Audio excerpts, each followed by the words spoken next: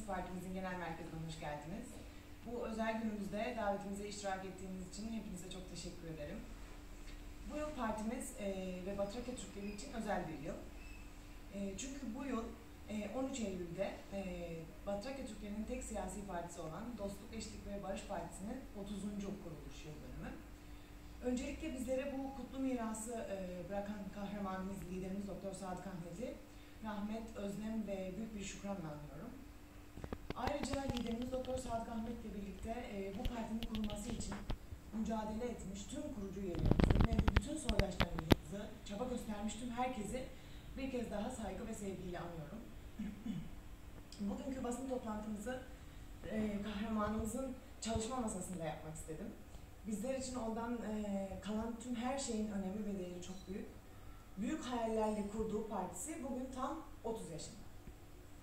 DEP Partisi Batı Trakya Türklerini tek bir şemsiye altında toplayabilen, azınlığımızın haklarını savunan, yapılan haksızlıkları cesur bir şekilde dile getiren, insan ve azınlık haklarını savunan siyasi bir organ.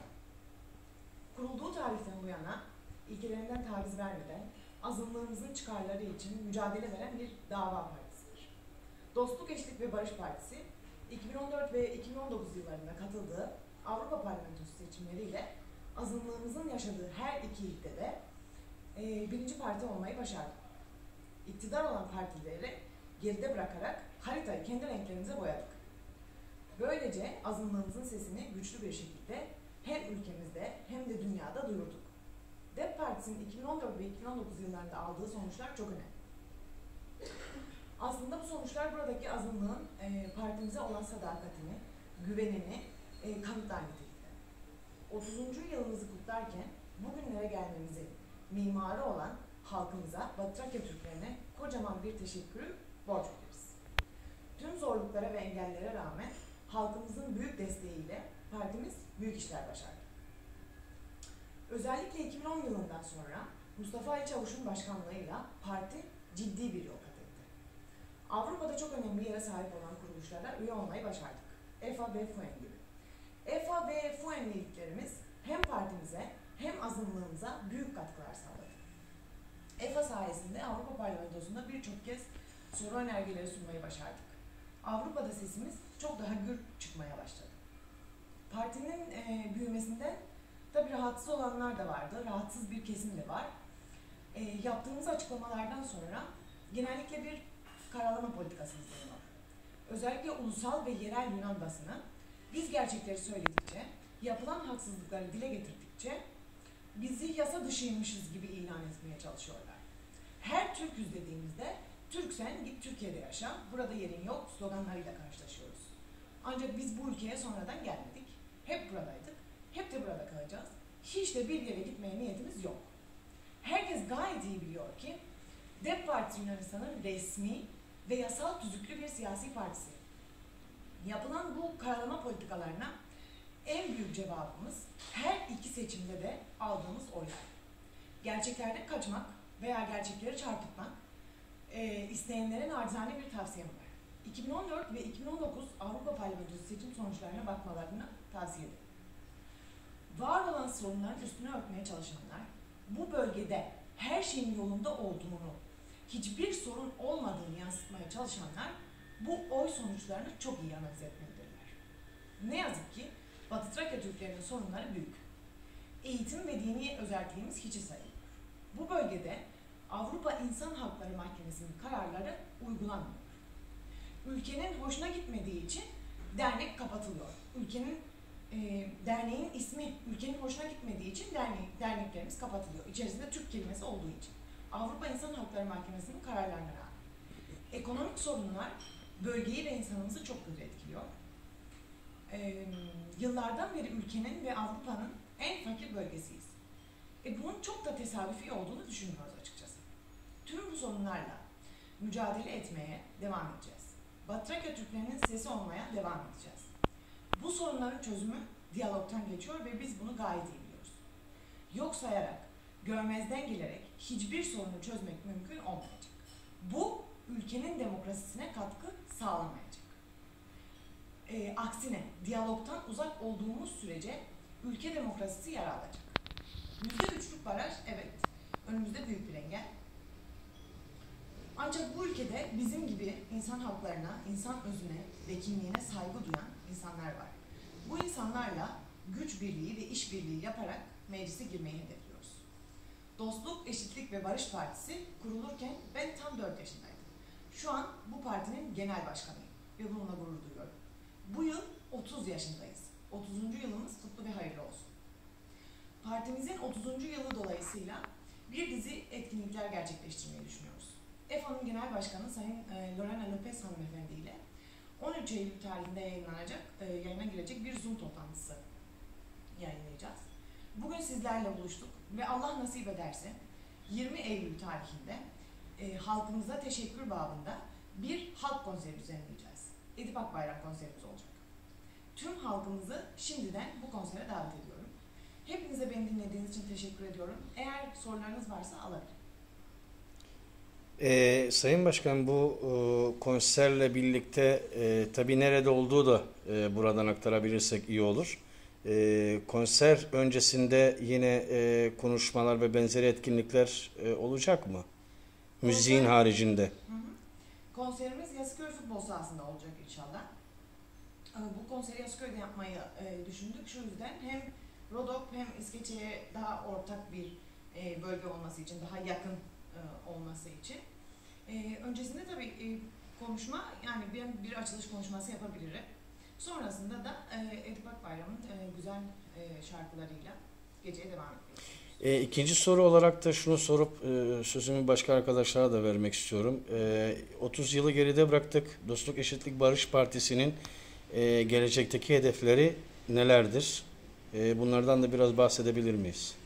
Şimdi Dostluk, Eşitlik ve Barış Partisi'nin en büyük hedefi meclise girmek. Mecliste aynı şimdi olduğu gibi cesur bir dille Trakya Türklerinin maruz kaldığı haksızlıkları haykırmak. Doktor Sadık Ahmet de bu partiyi kurarken liderimiz de en büyük hayali buydu. Onun hayalini gerçekleştirmek için emin adımlarla ilerliyoruz. Bir gün mutlaka mecliste olacağız. Bunun için dediğim gibi bizim gibi düşünen insanlarla, bu ülkede haksızlığa uğrayan kesimlerle işbirliği yapmayı düşünüyoruz. Tabii ki de diyalog halinde olduğumuz kesimler var. Mesela Makedon kardeşlerimizle çok güzel bir diyalogumuz var. Bunu devam ettiriyoruz. Ve böyle bizim gibi insan özüne, kimliğine saygı duyan insanlarla işbirliği yapmayı düşünüyoruz. Benim bir sorum olacak. Tabii ki önemli bir konuya değindiniz, parmak bastınız. Dediniz ki DEP Partisi parlamentoya girmek istiyor. Ki zaten hedef bu olması gerekir. Bir siyasi partinin kuruluş amacında bu vardır. %3'lük baraj malumunuz yıllarca devam ediyor. Ancak DEP Partisi olarak, yasal bir parti olarak Yunanistan'da diğer partilerle bugüne kadar görüşmeleriniz oldu mu? Eğer olduysa kimlerle oldu? Olmadıysa neden olmadı bugüne kadar? Şimdi ilk önce o zaman sonundan başlayalım, sorunun sonundan. Olmamasının sebebi konuşmamda da belirttiğim gibi bizi bir mekanizma şeytanlaştırmaya çalışıyor. İşte dediğim gibi hani bizi yasa dışıymışız gibi ilan etmeye çalışanlar var. Ayrılıkçıymışız gibi ilan etmeye çalışanlar var. Kamuoyunu DEP'e karşı böyle karalamaya çalışan bir mekanizma var.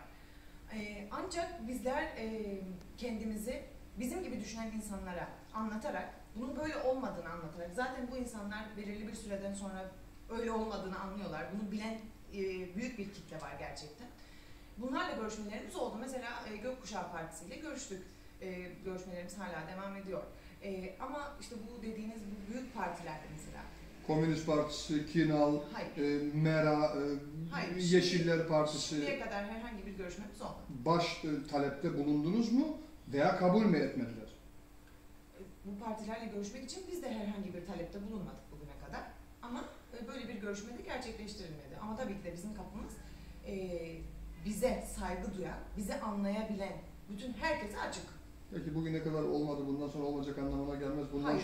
Bundan sonra bir görüşme maratonu başlatabilir misiniz? Bu var mı hedefinizde? Tabii ki de başlatabiliriz. Bütün seçenekleri meclise girebilmek için Batı Trakya Türklerini gerektiği şekilde temsil edebilmek için bütün yollara ve bütün kapılara açığız. Teşekkür ederim. Başkanım, bugüne kadar gerek Avrupa Parlamentosu seçimleri konusunda olsun, gerekse de DEP Partisi'nin işte FUEN dediğimiz ve diğer kuruluşlarla ilgili işbirliği yapma noktasında daha önceden halkı bilgilendirmeye yönelik bazı çalışmalarınız da oldu. Basın mensuplarının haricinde, basın toplantısının haricinde. İşte bu neydi? Köyleri ziyaret ettiniz, mahalleleri ziyaret ettiniz. Gerekirse kapıları çaldınız ve gerek Avrupa Parlamentosu seçimleri olsun, gerekse diğer konularda bir nevi hem halkımızı bilgilendirdiniz hem de aslında belki de onların nabzını da yokladınız. Bu Yunanistan parlamentosuna ya da Yunanistan seçimlerine katılma noktasında da böyle bir halka yönelik, bilgilendirmeye yönelik bir ziyaret programlarını düşünüyor musunuz köylere yönelik? Yoksa basın yoluyla mı bunu gerçekleştireceksiniz? Gerçi daha zaman var seçimlere ama... Tabii ki de zaman var. Biz doğru zamanı ve doğru yolu bekliyoruz. Bunun için mutlaka bir doğru zaman olacak. En doğru olduğunda yapmayı düşünüyoruz. Peki. Ben de bir soru sormak istiyorum. Buyurun. Yani bölgemizin ekonomik olarak kalkınması için ve köylerde olan göçün, örneğin Almanya'ya, Hollanda'ya göçün durdurulması yönünde DEP Partisi'nin bir girişimi, bir önerisi var mıdır? Yani bu konuda neler? Biz sürekli bakanlıklara mektuplar ve yazılar gönderiyoruz. Trakya Kalkınma Komisyonu kuruldu biliyorsunuz bölgenin kalkınması için. Oraya çok gerçekten çok güzel bir rapor hazırlandı. Bir ekip kuruldu. Başkanlığını ben yürüttüm. Çok güzel bir rapor, kapsamlı bir rapor hazırladık. Ancak aldığımız duyumlara göre bu raporu kabul etmeme veya işte yürürlüğe sokmama ihtimalleri varmış. Bunun sebebi de yine bizi her zaman yaralayan nokta diyelim. Raporun içerisinde Batrakya'daki azınlığa Türk dememiz diye lanse edildi. Bizler Türküz demekten veya Türk olmaktan asla vazgeçmeyeceğiz. Neyse koyuz. Biz Türküz ve bununla da gurur duyuyoruz. Tam da bu yüzden, az önce söylediğim gibi, tam da bu yüzden diyalog istiyoruz zaten. Atina ve Batı Trakya arasında bir diyalog kurmak istiyoruz, bir köprü oluşturmak istiyoruz ve sorunları tüm çıplaklığıyla aktarmak istiyoruz. Bunun için cesur adımlara gerek var. Cesur olmak gerekir, gerçekçi olmak gerekir. Sorunların üstünü örtmekle hiçbir yere varmadık bugüne kadar, siz de görüyorsunuz. Bundan sonra da varacağımızı pek fazla düşünmüyorum. Şimdi bu cevaptan başka bir soru daha çıktı ortaya. Tabii buyurun. Bu Trakya Komisyonu'nun yani bizi yeterince temsil ettiğine inanıyor musunuz? Trakya Komisyonu zaten Covid yüzünden faaliyetini bir durdurdu. Yani ama şöyle bir şey var, bazı eski bakanlar örneğin bunun feshedilmesini önerdi. Evet. Şimdi ben sonucu görmeden ön yargılı davranmak istemiyorum. Sonucu gördükten sonra buna karar vereceğim ama böyle yaklaşıldıysa eğer, bizim aldığımız duyumlar eğer gerçekse, yani o raporun içerisinde Türk kelimesi olduğu için bizim raporumuz yürürlüğe girmeyecekse veya değerlendirilmeyecekse kusura bakmayın ama o komisyonun bize hiçbir faydası olmaz. Teşekkür ederim. Ben Teşekkür ediyoruz.